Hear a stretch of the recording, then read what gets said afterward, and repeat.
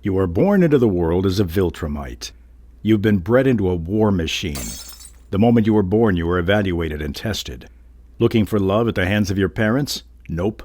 You are examined for strength and potential. Weakness? Grounds for disposal. You have entered into a cruel world of eugenics. Your worth is measured in your capacity for violence from your very first breath. As soon as possible, you're handed off to state-run combat programs. Your parents will most likely not be involved, and if they are, they act as trainers. There is no attachment-style parenting here on Viltrum. There are no walks in a stroller through the parks, no goo-goo-gaga parenting. There are no family photos with Santa. As a toddler, you realize that there are no toys, only weapons. No hugs, just harsh drills. Every interaction reinforces one lesson. Strength is survival. Everything else is weakness. You are not learning to walk or talk, you're learning how to survive. This world is harsh, and the sooner you get used to it, the better. Formal schooling, if you can call it that, is less about education and more about ideology.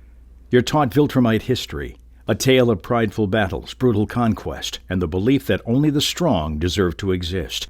You learn about the Great Purging, where almost the entire society was decimated. You learn that only the strong survive on Viltrum, and that is the way they want things to remain. You memorize tactics, anatomy, and how to break your enemies before you learn to read. It's less about knowledge and more about conditioning. You're not being raised to think or feel, you're being built into a weapon. You get stronger and stronger still with all of the training. You are becoming a machine. Once you've grown, you're tested, viciously. You might be thrown into survival trials against beasts. You might be forced to fight your peers in combat. These tests are designed not to evaluate you, but to break you. If you survive, you might be deemed useful. If you fail, you're erased from history. This is the final filter. Only the absolute strongest move forward to serve the Empire. All the rest get left behind. There is no room for weakness on Viltrum. Congratulations, you survived childhood and adolescence. Now you're alone, assigned to a planet. Your goal? Infiltrate, manipulate, conquer. You arrive and will need to take control. You pretend to be a part of their world, maybe even love someone, but deep down, you know your mission. Your purpose is to dominate and eventually destroy. If you're discovered too soon, you fight. If the planet resists, you annihilate. You are the vanguard of a tyrannical empire, and make no mistake, failure is not an option. Not because you might disappoint your leaders, but because they will end you if you do. And if you hesitate, if you feel something, the Empire will remind you what you are. Any emotional connection is a liability. Most Viltrumites live their long lives alone.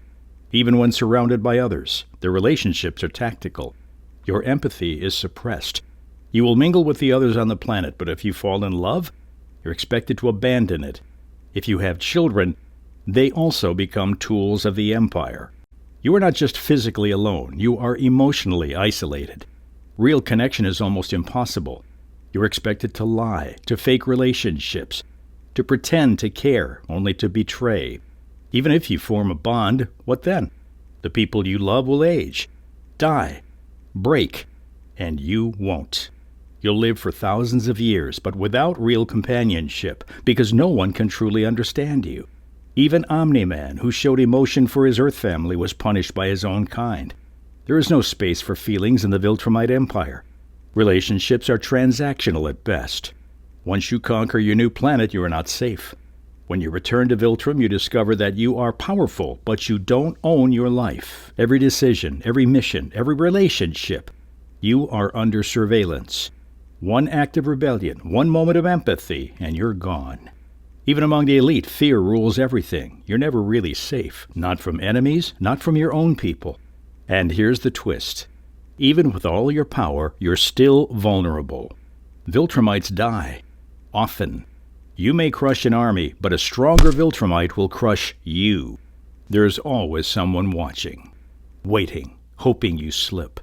And if you survive, you're promoted into a role that's even worse. More control, less freedom, more guilt, more death. Your lifespan is a curse, too. Viltrumites live thousands of years, which sounds dope until you're 2,000 years into small talk with the same mustachioed warlords. No vacations either. Earthlings get Cabo, Viltrumites get Strategic redeployment. Your downtime is spent sharpening your fists or plotting the next takeover. Hobbies? Crushing skulls isn't a hobby. It's a Tuesday. Try knitting when your hands can pulverize steel. Nice scarf, Omni-Man. Thanks, it's the entrails of my enemies. So yeah, you're strong. You can fly. You're nearly immortal. But in the end, being born a Viltrumite isn't a gift. It's a life sentence. You are monitored and watched. At any time, your life trajectory could be altered. You are born into power, but enslaved by it. You may live for centuries, but you'll never be free. Not from the Empire, not from expectation, not from the loneliness. That is why it sucks to be born a Viltrumite on Viltrum.